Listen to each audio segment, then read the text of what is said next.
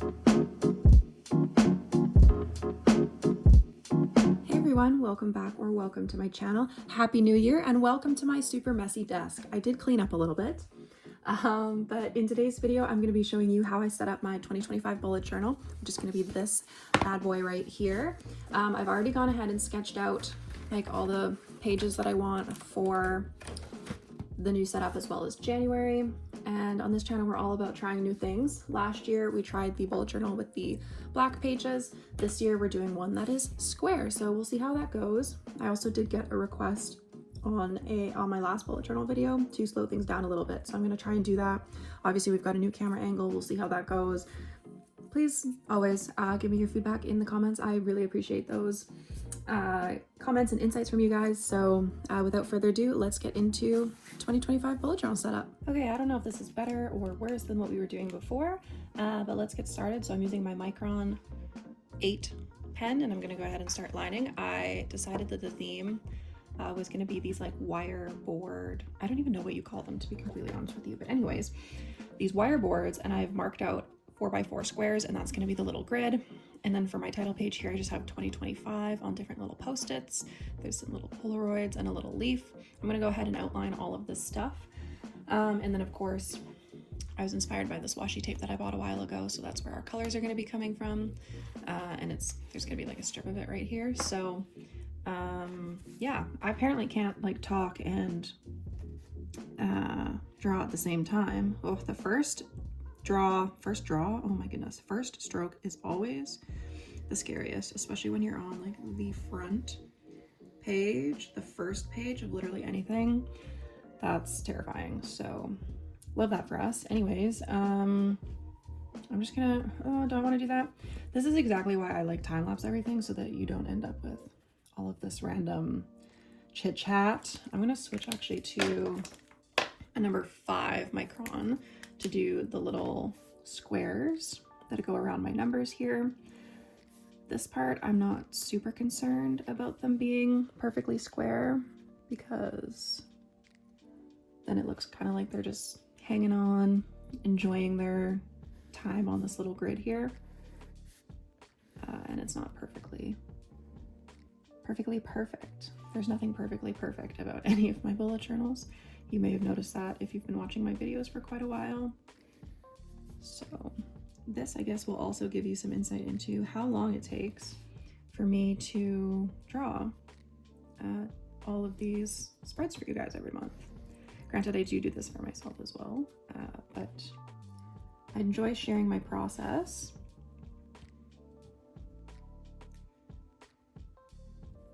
So there we go. Okay. I'm gonna take an even smaller one, a 3, just for these smaller details on the sides that we care a little bit less about compared to the main stuff here. Can you really tell the difference between the 8 and the 5? No. So maybe the 3 will make a difference. Certainly looks like it's making a difference here. And I don't always follow my sketch when I do my bullet journal stuff. Really, this sketch is kind of just like a rough outline of what I want to do, because that looks way more like a Polaroid photo than my sketches up here. So that's why they're kind of just guidelines for me. And I have had this comment before about whether or not I use a ruler. The answer is no. I don't like to use a ruler in my bullet journal.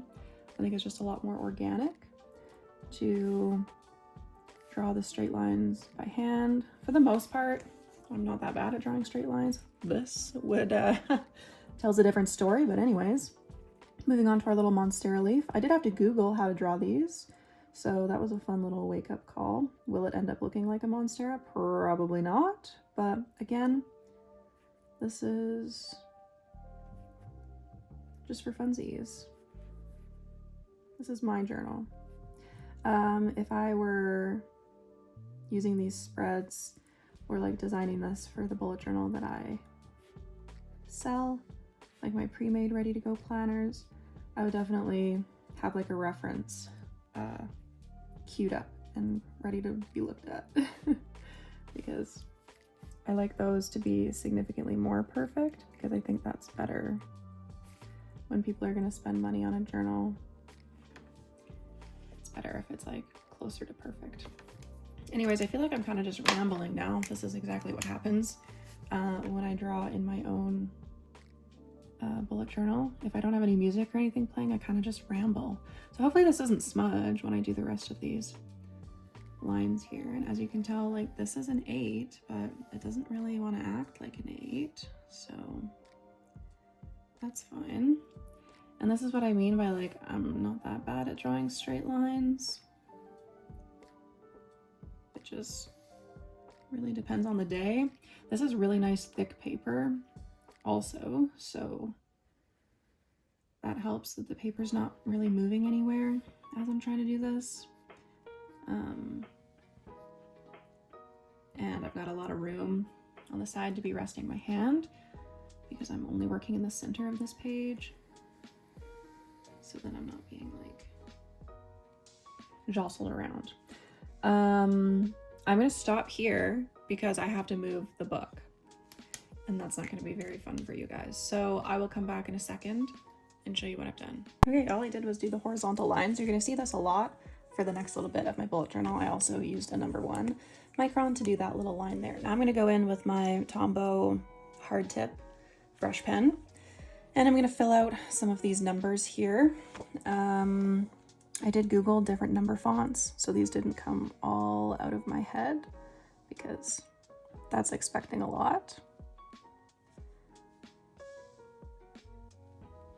Apparently I have to like hold my breath while I'm doing some of this, but anyways, I wanted all the numbers to be different, as if they're kind of just like pasted together. And then the reason that I did the corner of this little sticky note lifting was to kind of symbolize that that's the part that's changing every year.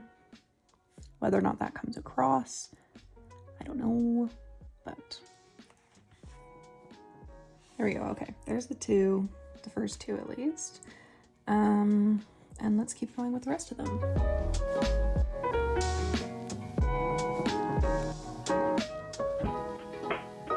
Okay, well, added some color. Don't know how I feel about it, to be completely honest with you. I might come back to it and fix some things, add some things.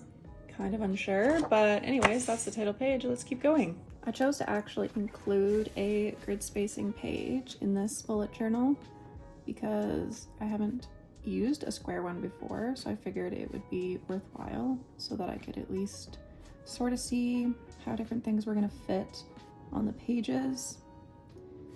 I haven't used a grid spacing thing for like, I don't know, many years now it seems, because I've used a lot of the same kinds of spreads, the same size of journals. I think I used 3 of those, what is it, the 1975, the Leuchtturm, probably not saying that right, those journals. So it was like super easy when you're using the same journal, and it's only in these last 2 years that I've deviated from that. So I do feel that it was necessary, especially for a square journal, to be adding that grid spacing one in. One of the things that I continued to work on throughout the years is my handwriting. So I think this stuff that I've written out is actually probably some of the best handwriting I've done in quite a while. I did just speed through this stuff, I guess, though, just because everybody's grid spacing is going to be different based on the journal that they use. So I wasn't about to go ahead and explain all of this in real time. What I also forgot to do, though, was flip back to real time for my year at a glance spread, which is what I'm doing now. So based on what I determined in my grid spacing, I found the perfect layout that would allow me to have all 12 calendars on one singular page. And then I just used the same colors that I've been using for the rest of this that you're going to see continued throughout this whole setup, to do the little color for the month. And then I've just written out all of the numbers. My hand was definitely cramping by the end of this, but it's got to be done. I don't have those calendar stamps. And then I have space underneath of each little calendar for whatever I want to write down in that space. Okay, our next couple spreads are like double page ones, and they're to do with reading, because I've been reading like a mad person this last year. Now, I don't think that I'll have nearly as much time to read this year, so my goal is lower than maybe what people are expecting. So my library here, the spaces in between the shelves are 5 each, and I have 2 full pages of library space, one for like 5-star reads, and then 2 more full pages of space. Now I will keep drawing as I tell you why I have so much space. So for the 2024 year, I actually, on December 31st, read my 300th book. So yes, for 2024, I read 300 books. That's almost a book a day. Sometimes I did read an entire book in a day. Sometimes I read more than one book in a day. Because, you know, sometimes on my days off, I like to just veg. I just like to lay there and read and escape reality by living other people's realities. So anyways, I was absolutely shocked to see that I'd read that many books. Like, I knew it was a lot, but I didn't realize it was that many. I realized on December 31st, as I was 60% through my book, that I had read 299. So I had to finish that book that night so that I could hit 300. You know, like any sane person would do.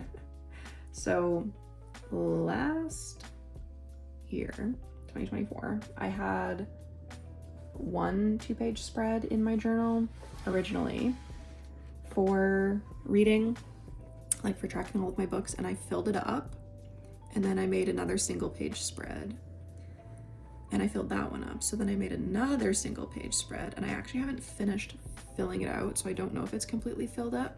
So this year I decided to go completely, probably overkill, and make a huge amount of space right at the beginning so that I wouldn't have to make any more later on in the book. So we will see how long it takes for me to fill this up. I'm hoping that it will be full or close to full by the end of the year, but we will have to see. And I don't know if I'm gonna put like knickknacks in this shelf, if it's just gonna be books. That's why I haven't filled out any books. Like, there's literally just those 2 in the corner there, because I haven't decided. So what I'm gonna do is I'm just gonna line these bookshelves, and then I'm gonna move on, and then I'll come back to it later and finish it up that way. So I'm gonna do the rest of this in time lapse now that you can kind of see what I'm doing, and we'll see in a bit.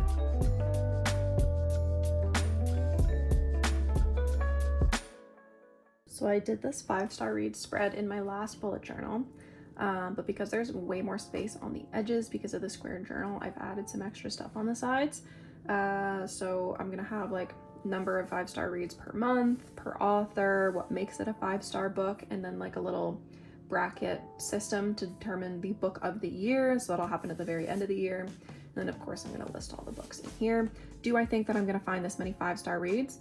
No. I'm pretty picky when it comes to what I give 5-star reviews to, so we'll see what happens. I don't think I filled up my whole one from last year, so I'm not gonna fill in this little bracket system over here quite yet. I'm gonna do like the words obviously, but I'm not gonna fill it in down here just because I don't know how many books we're actually gonna find. So let's get on with the line art. This whole real time with a little bit of time lapse in the between is really messing with me because apparently I cannot draw and talk at the same time, and I'm learning that as I'm watching these video clips back. So enjoy this random flip-flop. All right, this is the third last setup spread for the beginning of the journal, and again I have these 4x4 squares, kind of like the grid at the front here. That's actually how I got the measurement that I liked because I was doing the math for this, but this is like bingo. So I've combined my art goals and my business goals for the year, and there's a couple that are like overlapping, which is why I did the grids like this. Does it look a little funky? Maybe, but this is pretty similar to the other one, so I'm just gonna go ahead and speed right through this one, and then I will take you through the last 2 because they're a little bit different.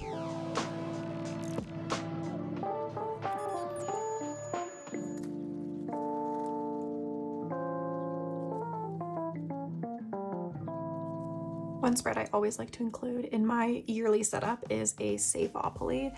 This is not my idea. I definitely stole it from somewhere online, but essentially every week you like roll the dice as you would with a normal game of Monopoly, and then whatever space you land on is how much you put in your savings.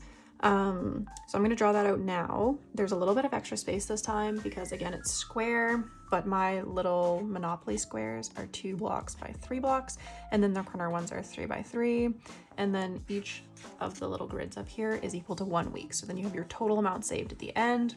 I haven't sketched out all of the little things that go like in these extra spaces. So I'll probably do that probably off camera.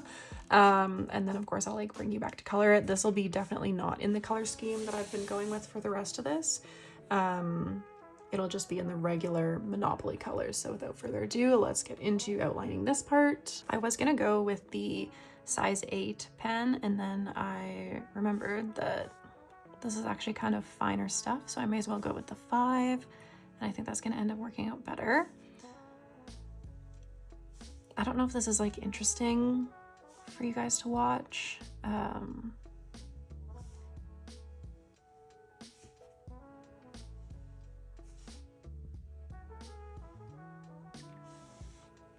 This is like how long it actually takes for me to draw all of these lines and whatnot.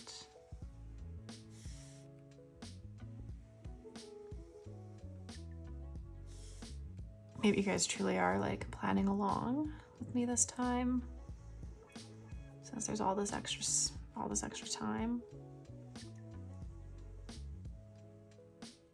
All of the symbols and colors and everything are taken directly from a real game of Monopoly, as well as some referencing from other people's. So it's pretty easy to recreate if you are looking at just regular pictures of Monopoly boards. And then the final spread that I did, apparently I decided to not do it in real time, probably because it was super straightforward. But anyways, I'm drawing a table for like tracking packages. That's it. Okay, now that we've done the yearly setup part, well, minus the bookshelves, haven't finished that part yet, but now that we finished this, now we can move on to January, which is just continuing that same theme over a bunch of different weekly spreads, which I'm super excited about, like the habit mood tracker. I thought that was really cool the way that I planned that out. And I'm really just excited to see how it all comes together, because there's not a whole lot of this in the yearly thing. And I'm hoping that when it's like more of it together, it'll look different. So anyways, my fiance just surprised me with an ice cap. So now we've got plenty of caffeine to get me through the next however many pages this is, 5, 6, don't know. Anyways, without further ado, let's keep going. This title page, because all of the small parts are kind of overlapping the main lines, I'm gonna outline those first. I'm gonna start with my number 3, and then I'll probably use a number 5 as well. And we'll just go ahead. I'm gonna start with the leaves actually, and get those out of the way. That way I don't have to worry about trying to figure out where my other lines need to start and stop. I can just keep going. This spread is directly referenced from something that I saw on Pinterest, so I will, of course, like always, link all of my inspiration and references down in the description, so that anybody can see what I was referencing and looking at. I just really liked the way that they had added all their little details, so I wanted to recreate that, as well as add a few details of my own in here. It was at this moment he knew. He fucked up. I did the math wrong. So this is supposed to be here, so we're like 1 extra row. Now, it's not the end of the world because everything's like kind of symmetrical, and I thought on it for, you know, a few seconds, and my solution is just gonna be put a piece of tape. Piece of washi tape right here at the bottom. And that's gonna be how we're gonna solve that. So let's go ahead and color this. I'm just gonna willy-nilly pick my colors. Obviously green is gonna go with the plants, and then we'll move on to the other spreads.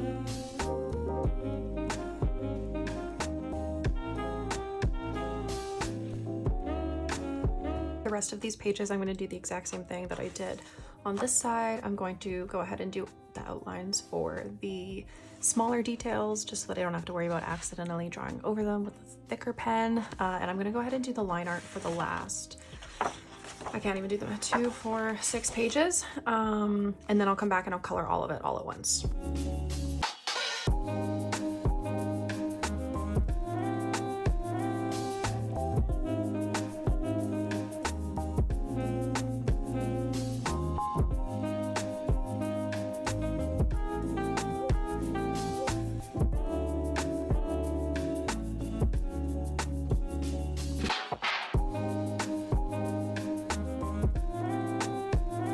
Okay, I'm super stoked with the way that the line art looks. I've erased most of my pencil lines, minus the ones where like I want to do stripes on the papers or whatever. This is what it looks like. I think that's the end. Yep, this is what it looks like.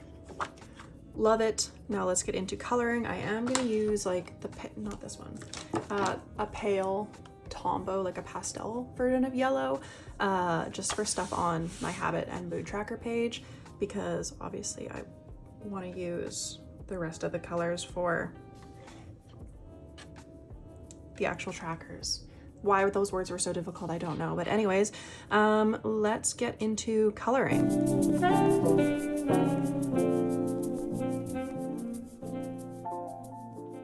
Well, there's no such thing as a perfect spread because, of course, we're making mistakes. I was so in love with this, and then I stared at this little calendar for the longest time trying to decide on color. And then I also realized that I didn't draw enough boxes. Of course, I'm sure many people realized that as I was inking it, that there were in fact not enough boxes, but I didn't. So I had to cut a piece of paper out from the back to cover up my mistake. And then I also found out that the squares are not perfectly square. Of course not, why would they be?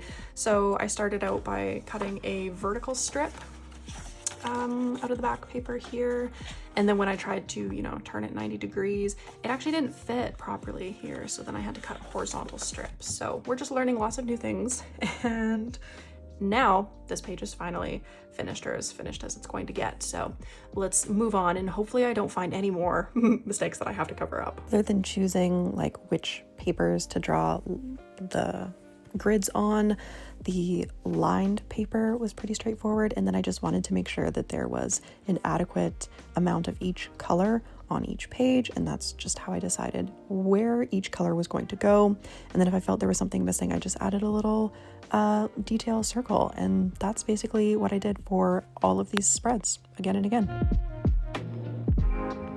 All the main color is done now, so it's just time to add the little details, like all these little dots. I did add like an extra piece of washi tape over here, and I'm just gonna go ahead and go through and do all those, and then I'll bring you back for the final flip through. So here is my final flip through. I hope you guys enjoyed this video. Let me know what you think of the new type of bullet journal videos. Do you appreciate the different camera angles?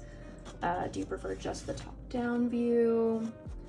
What about the real time versus only time lapse? Please let me know. I'd love to hear if you want me to go back to the old videos or keep doing it this way.